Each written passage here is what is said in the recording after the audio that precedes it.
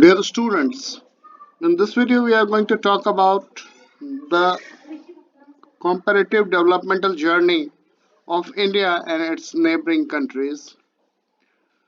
Uh, and Our case study will be based on three countries, that is India, Pakistan, and China. Talking about India and Pakistan, we know that both these countries were the colonies of England, and Pakistan got its independence on 14th August 1947, and India 1 day later, that is on 15th August 1947. And China was also a colony of Britain. And all these countries together started their developmental journey. They followed a different kind of trajectory, and whatsoever the policies program were implemented by the government and its enactment, it created a huge difference that is being noticed across the globe. Here in this video, my main concern is to elaborate the questions that are based on your textbook. What was the focus of the economic policy pursued by colonial government in India? What were the impacts of these policies? Any colonial government always wants cheap resources, manpower, and an extended market in the country where it has set up its colony. The economic policies pursued by the colonial government in India were concerned more with the protection and promotion of their own economic interest. And the main intention was to protect and promote their own economic interest. They are getting all the raw materials at a very cheap rate, and they had skilled, unskilled, and semi skilled laborers, and that too working for a very menial rate. Then, with the development of the Indian economy, so whatsoever effort the Britishers made in India, it was mainly concerned about their own development instead of developing India as a nation. Name some notable economists who estimated India's per capita income during the colonial period. Right now, we being the student of class 12th, and since we study macro as well, we know how to calculate national income, and we also know the methods that are associated with it, that is income method, expenditure method, and value added method. And I'm quite sure that since the exams are approaching, you guys have definitely revised the formulas and the basics of finding out the solving the numerical problems. Here, as what the question says, we are talking about the economist that were present at that time and who tried to estimate the national income. It was Dadabhai Naroji, and he also gave a famous concept known as jail cost of living to determine the poverty line. Another was V.K. R.V. Rao, William Digby, Findlay Siraj, and R.C. Desai. What were the main causes of India's agricultural stagnation during the colonial period? When we say that anything is stagnant, what it means? Uh, in economics, when you were a student of class 11th, at that time you studied a term that was stagflation. Let me elaborate it. Stagflation. Stagflation is what? When the economy is stagnant. When the economy is stagnant, it means it is growing, but the growth rate is very slow. That the economy is growing at the rate of 2% per annum. And stag plus inflation, it is stagnation plus inflation. And the inflation, that the prices are rising up at a very high pace, and at times it touches more than 8 to 10%. And that situation is known as the stagflation. Basically, a moderate rate of inflation is good for any developing country, but the scenario of stagflation is not good. So why the agriculture is stagnant? Basically, we don't have at that time we don't have good technology, the HYV variety seeds, the high yielding variety seeds. We weren't aware of using the pesticides and fertilizers. There wasn't the irrigation facility, and everything was dependent on monsoon. And monsoon has its own vagaries. At time it is over raining, and that causes flood and ultimately destruction to crops, livelihood, and lives. Uh, Big damage. And another situation is that you call drought, where there is no rain. So these were all the factors that hindered the growth of agriculture. Discuss the main reasons for stagnation in agricultural sector. So what were the main reasons? I discussed here in short, and now you are supposed to write it in an elaborate way when you are writing your examination paper. Name some modern industries which were in operation in our country at the time of independence. Iron and Steel Company, that was TISCO. It was established in 1907, 1907 by Jamshedji Nausarwanji Tata in Jamshedpur. Some sugar mills were there, cement industries, chemical and paper industries. What was the twofold motive behind the systematic deindustrialization effected by the British in pre-independent India? Basically, the Britishers always had an intention to destroy the basic aspects of our economy because they simply wanted India to become an exporter of raw material and an importer of finished goods. So they never had any intention, or they never had any willingness to promote the industries, trade, and other such allied activities here in India. What they wanted to get raw materials from India at cheap rates to be used by upcoming modern industries in Britain. And the another aspect was to sell finished products of British industries in Indian market at higher prices. And therefore, they hadn't had any intention of promoting Indian industries. Question 6. The traditional handicraft industries were ruined under the British rule. Do you agree with this view? Give reasons in support of your answer. Yes, I agree with this view. British government systematically destroyed Indian handicraft industries in order to serve their following twofold motive. First, to get raw materials from India at cheap rates to be used by upcoming modern industries in Britain. And second, to sell finished products of British industries in Indian market at higher prices. What objective did the British intend to achieve through their policies of infrastructure development in India? Basically, they wanted to improve the infrastructure so that their mechanism can run without any effort. It should run smoothly. And they created a system of railway. They established uh, post office system, telegram. In some cities, they created electricity. The establishment of railway was to carry out the raw material from the place of their production to any port town so that it can be exported to Britain.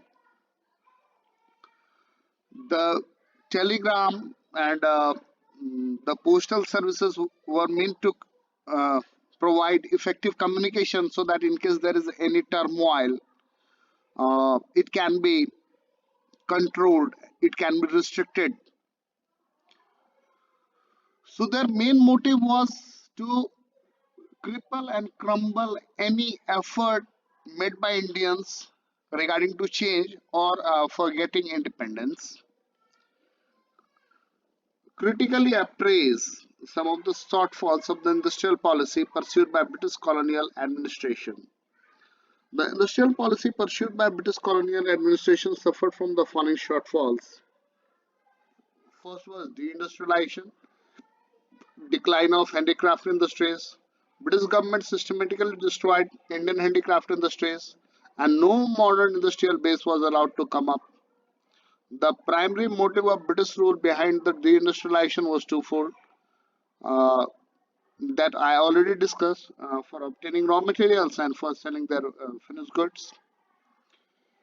And what were before the arrival of Britishers, before the advent of British colonialism in India, the handicraft industry in India was a flourishing trade.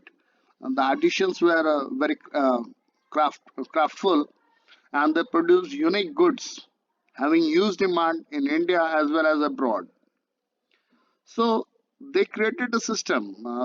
They mismanaged, they maladministrated things so that it goes in vain. Decline of handicraft industries adversely affected the Indian economy in the following ways. It resulted in unemployment on a mass scale. It encouraged import of manufactured goods from Britain, as India-made goods could not withstand foreign competition of machine-made cheap goods. The goods were handcrafted, and naturally, um, it was expensive. But once the machine-made good was there, uh, it was cheap, and machines can produce lots of similar kind of items in a short period of time. Therefore, the Indian handicraft industry suffered. Lack of capital good industries. At that time, we hadn't had capital good industries. We hadn't had the system and technology, and basically, we were dependent even for a needle. It was imported one. During the British rule, there was hardly any capital goods industry to promote further industrialization in India. Limited role of public sector, since the government hadn't had any kind of intention, so the public sector was of no great importance of or of no great significance. The limited area of operation of the public sector was also a significant reason for drawback of the industrial sector. The public sector remained confined only to railways, power generation, communication, ports, and some other departmental undertakings, which were essential for sustaining the British government in India. What do you understand by the drain of Indian wealth during the colonial period? Dadabhai Naoroji in his book wrote how the Britishers are taking away wealth from India. And recently, Mr. Shashi Tharoor, in his Oxford speech, uh, claimed and explained uh, what the Britishers, how the Britishers harmed Indian economy. During Indian drain of Indian wealth during the colonial period means that national product of India was used by the British government for development of their own country and not for India. India's foreign trade generated large export surplus. However, there was drain of such surplus into Britain. India's export surplus was used to make payments for expenses incurred by an office set up by the colonial government in Britain. Whatsoever income was generated, that was used to finance their offices, to run their offices, to meet expenses on war fought by the British government. Even at the time of Second World War, the Congress was present, and it declined any participation by the Indians in the Second World War. But when it got assurance that after the wars the country will be declared independent, uh, we unwillingly fought, or we unwillingly participated in Second World War to import invisible items, that is services of Britishers or British officials, which is regarded as the defining year to mark the demographic transition from its first to second, that is 1921, and it is very important here. It is this question is often asked. Give a quantitative appraisal of India's demographic profile during the colonial period. Discuss demographic condition. Demography is the study of population on the basis of age, caste, gender, death rate, birth rate, and several other parameters, income, choices, preferences. Highlight the salient features of Indian pre-independence occupational structure. Uh, Pre-independence occupational structure was basically everything was agriculture dependent, uh, uh, and for any kind of capital goods, we were dependent on Britishers. From needle to ship, whatsoever was needed was provided by the Britishers.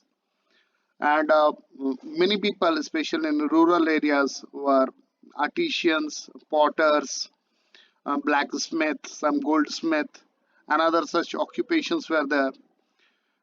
In towns where some industries were established, the people were engaged in doing menial jobs in industries. Some were clerks, and the education setup was like that, which only made clerks, and people were not being getting trained to be an officer. Underscores some of India's most crucial economic challenges at the time of independence. Some of India's most crucial economic challenges at the time of independence were increasing dependence of population on agriculture. Lots of population was dependent on agriculture at the time. Traditional method of cultivation. We were using old methods, using bullocks and plow. We hadn't had better quality seeds. We weren't aware of pesticides and fertilizers. There wasn't any provision for irrigation whatsoever. Canals or rahat or some hand pumps were used for the irrigation, and there wasn't any infrastructure to support the warehousing or the godowns, cold storage. These were all missing, and there wasn't any mechanism for efficient marketing. Inadequate industrialization, that was the fact, that was the core thing. Destruction of Indian handicrafts. The Britishers deliberately destroyed the handicraft industries of India because those handicraft items were expensive and were in huge demand within the country and even abroad. High level of unemployment and underemployment. People were not getting jobs, and in case even they got, they were ill paid and maltreated. High infant mortality rate, low life expectancy and literacy rate. Whatsoever UNDP parameters are, United Nations Development Program parameter, that is HDI, Human Development Index. In HDI, we consider three things, that is life expectancy, literacy, and per capita income. These all parameters were very low. One was the first India's first official census operation undertaken. It was in the year 1881. Indicate the volume and direction of trade. Now, most of the trade was with Britain. We were the exporter of primary products and importer of finished goods. India became an exporter of primary products, raw silk, cotton, wool, jute, and an importer of finished goods like cotton, silk, and woolen clothes, and capital goods like light machinery produced by British industries. Monopoly control of British rule. British government maintained a monopoly control over India's exports and imports. More than half of India's foreign trade was restricted to Britain, while the rest was allowed with few other countries like China, Ceylon, and Persia. China was a colony of Britain. Ceylon was also a colony of Britain. So everything was restricted and murky kind of thing. Were there any positive contribution made by the British in India? Yes, definitely there were some, like introduction of civil services, introduction of railway, introduction of post office and telegraph, introduction of electricity, establishment of some major cities including Bombay, Delhi, Kolkata, and Chennai, and establishing a basic system of police and administration. These were some political or positive contribution of British rule, but it was intended to give benefit to Britishers. It was not meant to give benefit. Instead, it was restricting to Indians. So this was all about friends. Thank you.